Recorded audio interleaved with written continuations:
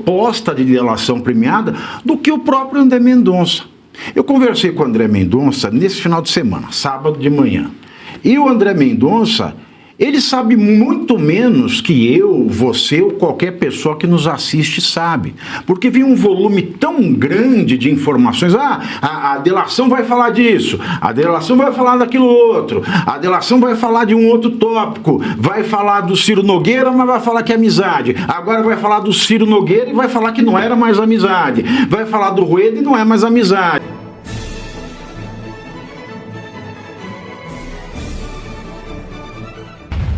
Acesso ao material, os repasses milionários teriam sido feitos pelo Banco Master por meio do escritório de advocacia ligado ao cacique partidário Rueda.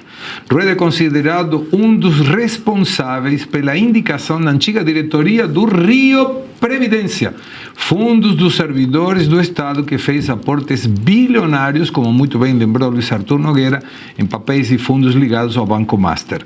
Publicamente, Rueda nega qualquer irregularidade. Já em relação ao PT baiano, a proposta de delação de Borcaro menciona pagamentos que teriam sido realizados como contrapartida à operação do programa Credit Sexta pelo Banco Master no Estado. E aí vem a pergunta, Vivi. A primeira coisa que eu sei é que se a delação não for aceita, as provas vinculadas a essa delação, por exemplo, com esses casos, não poderiam ser tomados dentro do processo. Olha, o primeiro ponto a gente tem que falar o seguinte: a nova proposta de delação do Daniel Borcaro, né? O nome técnico da delação é colaboração premiada. Então não existe uma colaboração, existe uma proposta para colaborar, uma proposta de colaboração. Ele faz uma proposta, ele diz o que ele quer contar e indica como ele vai provar aquilo que ele quer contar. Aí o Ministério Público Federal, no caso dele, porque é um caso que envolve pessoas com foro privilegiado, e a Polícia Federal, elas discutem com a defesa do proponente colaborador para ver se eles topam, estando tudo ok. Eles fazem um termo, este é o acordo que é feito a três mãos, defesa, Ministério Público e Polícia, e esse acordo ele é homologado ou não pelo juiz natural da causa. Essa proposta de acordo, a proposta para acordo de colaboração premiada, ela deve ser do momento em que nasce a vontade, aquele bizil no delator de fazer uma colaboração, ela tem que ser sigilosa. Uhum. Então, uma coisa que muito me estranha no Brasil é que a gente sabe muito mais de qualquer proposta de delação premiada do que o próprio André Mendonça. Eu conversei com o André Mendonça nesse final de semana, sábado de manhã. E o André Mendonça, ele sabe muito menos que eu, você ou qualquer pessoa que nos assiste sabe. Porque vem um volume tão grande de informações. A delação vai falar disso, a delação vai falar daquilo outro, a delação vai falar de um outro tópico, vai falar do Ciro Nogueira, mas vai falar que é amizade. Agora vai falar do Ciro Nogueira e vai falar que não era mais amizade. Vai falar do Rueda e não é mais amizade. Vai falar do Moraes de novo, mas agora com o Moraes é amizade. Antes não era amizade, antes era só sexo. Agora você não sabe por quê. Então a gente fica sabendo, não sabemos quem é a fonte disso. Em primeiro lugar, se a fonte é a defesa está jogando contra o cliente. Porque se dá 5 minutos no juiz, ele fala, olha, a lei diz que tem que ser sigiloso, não homologo, porque a imprensa já sabia do que eu estou sabendo agora. A última palavra, vale lembrar, é do juiz natural. Se foi o Ministério Público Federal, o PGR merece ser empichado, porque ele não pode fazer tal coisa. Se foi alguém da Polícia Federal, esse policial federal tem que ser exonerado do cargo, porque ele está quebrando com o dever, que é manter sigilo nesses casos. E o elo mais fraco é a defesa, porque se ela estiver vazando, ela está prejudicando o cliente, sem sombra de dúvida. E o André Mendonça, nesse caso, eu sei que não é, porque tem muito caso em Brasília que eu sei que é o próprio ministro que manda, ia ser até qual ministro manda para qual jornalista, de qual jornal. No caso, eu sei qual ministro manda para qual jornalista, ou do Globo ou da Folha.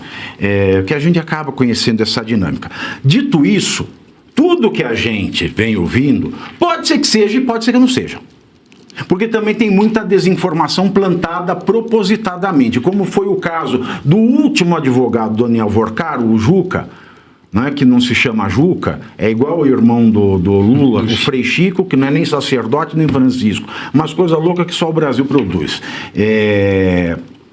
Pois bem, ele dizia coisas que não eram verdade. Ele criou um embate imaginário com o André Mendonça que nunca existiu. Ele nunca bateu de frente com o André Mendonça, mas ele fazia publicar na imprensa que isso acontecia. Tanto a última frase que ele deu antes de sair do caso do Vorcaro foi lamentável. O relator venceu.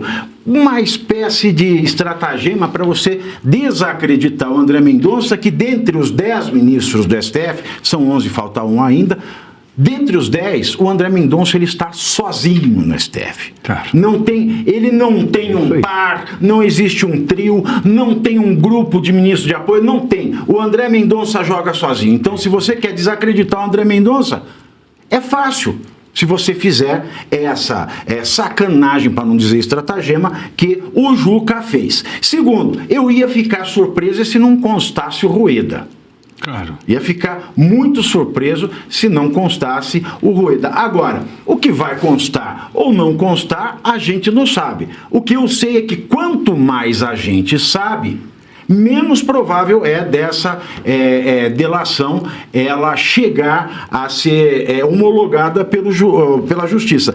No caso, André Mendonça. E, por fim, para acabar, o Credit Sexta da Bahia. Todo mundo sabe que o Banco Master, ele tomou o tamanho que tomou na Bahia.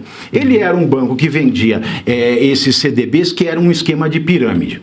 Chegou um certo momento, o presidente do Central, o Campos Neto, ele achou estranho aqueles CDBs. Parecia pirâmide, pagava muito, cada vez ia chegando mais gente. Ele falou, olha, a partir de agora, você vai ter que começar a dar garantia. Aí ele falou, fudeu, não dá mais para fazer pirâmide. O que ele começou a fazer? Procurou o Jacques Wagner na Bahia, que é um dos cardeais do PT, e começou a montar todo esse esquema de consignado na Bahia. Tanto é que chegou um momento que a maior ala do banco era a ala de consignados, com destaque a Estado e a prefeituras do Estado da Bahia. Então, é surpresa para 0 pessoas. Aqui, peças automotivas, disse Amo Faroeste, e amo mais ainda quando o Pavinato está na bancada. Manda um abraço para ele, então o abraço está sendo dado. Como é que é a mensagem? Aí eu amo aqui, E2 peças automotivas. Ah, achei que era da oficina Simas Turbo. Não, você... Pavinato sendo Pavinato. Professor Suano, a dúvida é, Credit Sexta envolvido, o Rueda envolvido. O que me chamou a atenção na matéria é que o Rueda foi pago através de serviços advocatícios e é impossível não lembrar um contrato de 129 milhões, dos quais pagaram 80 e depois ficaram 50, justamente o que faltava para chegar nos 130, que não foi pago porque o contrato não foi assinado. Ou seja, parece que a contratação de advogados é uma metodologia fantástica para pagar, fazendo de conta que é serviço. Eu vou pegar uma expressão que o Arthur usou uma certa vez, em que ele dizia, na realidade, o que o Vorcaro faz... Ah, ufa, achei que você ia falar, a gente descomplica isso. Mas esse bordão é só dele. A gente explica. Mas quando ele havia falado, ele disse assim, na realidade, o que o Vorcaro fez foi compra de personalidades e tráfico de influência. Basicamente é isso mesmo. Sim. Tá? Então, quando você para dar uma olhada e você vê essas personalidades que estão aí, foi única e exclusivamente uma forma, um esquema montado para ter o tráfico de influência quando se esgotou o processo que ele tem, que era o esquema de pirâmide. Realmente, é o esquema de pirâmide. Quando você passa para olhar, eu estou pegando dinheiro de todo mundo aqui para pagar os juros para o Pavinato, aí depois eu arranjo outras pessoas para pagar os juros para você, aí vai. Chega um momento que quebra. Não tem como, mas quando se esgota, eu preciso ter indivíduos que me defendam dentro da máquina. E aí veio o tráfico de influência. É basicamente isso que está configurado. Tem uma coisa para mim que eu fico sempre muito angustiado. Quando você pega a questão daquilo que aconteceu na Lava Jato, independentemente de simpatias ou antipatias pelo Moro, quando o Moro se expressou num determinado momento, ele disse que a operação base dele foi a operação Mãos Limpas. em que ele tinha por princípio que a única forma, estou falando o Falcone, né? Falcone mesmo, o juiz.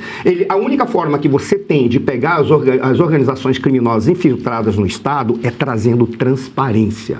Por qual razão? Porque se você ficar na penumbra, eles se articulam rapidamente para anular, fazendo aquilo que ele tenta fazer, desmoralizar, por exemplo, hoje o André Mendonça. Claro. Então você tem que trazer a transparência que você corre na frente, e você sendo proativo, você pauta o processo e você pauta a condução estratégica. Essa foi a jogada na Itália. O que o Moro dizia? Deixa eu fazer uma pergunta. Se a gente eleger agora, por exemplo, elege uma prima da Erika Hilton para deputada, melhora o Brasil? Não. Porque fica transparente? Posso utilizar uma frase que não é minha, que é de alguém que você conhece, por exemplo, a eleição de quem quer que seja hoje dentro dessa máquina, essa é a razão pela qual eu luto para acabar com esse sistema. Eu adoraria ter a monarquia, mas isso deixa para um futuro mais distante, se a gente não conseguir pelo menos mudar essa máquina agora. É uma frase que a Daniela usava. Ela dizia: apenas a eleição das pessoas para ocupar os cargos aí não altera nada. Por quê? Peça nova em máquina velha não produz benefício, nem resultados, nem evolução, porque as engrenagens são as mesmas. Então é a engrenagem que tem que ser mudada. Por isso não vai adiantar se você... Vai ter sido uma brincadeira, não vai adiantar se você fizer tudo isso. Por quê? Porque as engrenagens continuam as mesmas.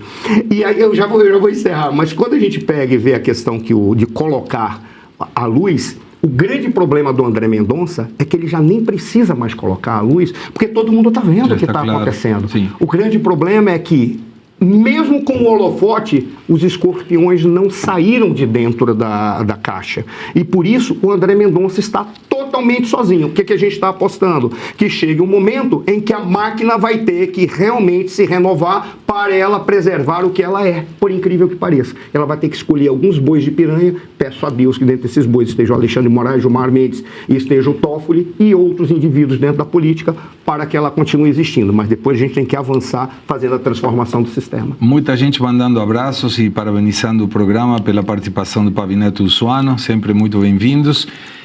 Luiz Arthur, conta um pouquinho rapidito com essa questão de complica e descomplica que o Pavinato tanto gosta.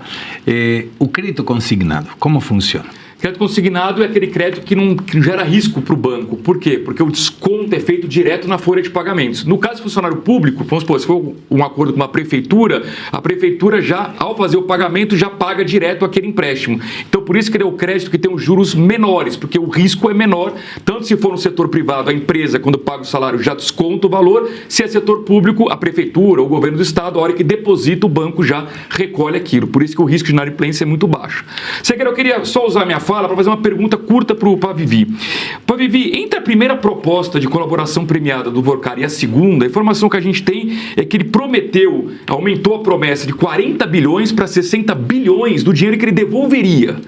Se não dá em nada isso, nada for aprovado, eu concluo que isso é uma admissão de que ele roubou 60 bilhões, que ele escondeu em algum lugar. Como é que fica isso? Porque se ele ficar 5, 10 anos preso e depois for solto e tiver 60 bilhões escondido aí mundo afora, até que valeu a pena ficar preso esse período. Olha, eu vou te falar uma coisa, tem a ver com o que eu falei antes. A informação antes era de que não tinha nem valor para devolução a primeira proposta de delação. Depois tem uma outra notícia que fala em 40, agora já fala em 60. Para mim tanto faz, na verdade, porque você pega os acordos de leniência da Lava Jato, né, foram todos perdoados e talvez até, pode ser que isso aconteça, o Estado tenha que ressarcir essas empresas pelo dano moral causado à reputação de tão nobres pessoas jurídicas. Então, no Brasil nunca se sabe, até o passado é incerto e esse país é o país do futuro porque ele só tem futuro mesmo, presente nunca vai ter. Aqui menciona Segre, diz para o Pavivi que ele saiu do Faroeste, mas não saiu da minha vida. Amo vocês, estou sempre na audiência. Roseane de Uruguaiana, Rio Grande do Sul. Vamos um rápido. Terminou o vídeo, mas agora começa a parte que realmente importa. Entender o que está acontecendo nos bastidores da política brasileira. Todos os dias, às 7h30 da noite, 19h30, eu entro ao vivo no canal do Metrópolis no YouTube para analisar os fatos do dia, os discursos, as decisões e os impactos de cada movimento em Brasília com convidados especiais debate e análise direta. Pavinato 76, ao vivo, no canal do Metrópolis, no YouTube.